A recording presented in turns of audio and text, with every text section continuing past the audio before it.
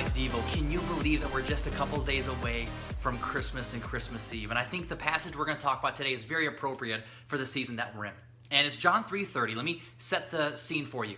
John is Jesus' cousin. He's John the Baptizer. He's the one who went before Jesus to baptize people. That's why he's called John the Baptizer, to prepare the way and prepare people's hearts for Jesus' coming.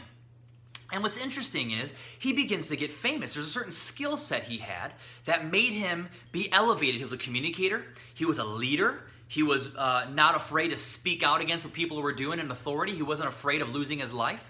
And so because of that, he got elevated. He was a kind of a leader of the people in a sense. And so they were saying, man, are you the one we've been waiting for? Are you the Messiah? And he would say, no. The Messiah, the one from above, I'm not even fit to untie his sandals. Right? And so he'd said this in John 3:30. He said, he must become greater, I must become less.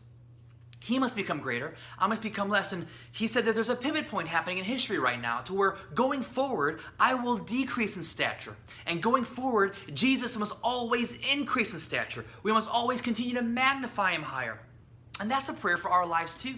God's given you talents. God's given me talents. And maybe you can communicate, or you can run a football down the field, or you can program something on a computer, or you can write, or you can do art, or whatever it is that you can do.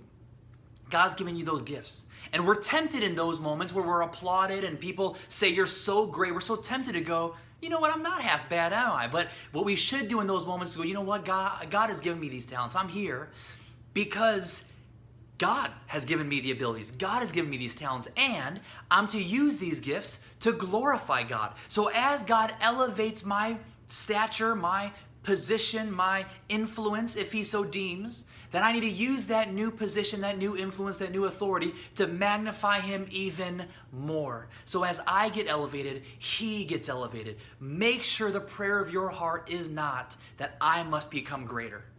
It's not the kind of leader God wants to use. It's I must decrease.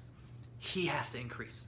Is my life pointing to him? Is my life making him famous?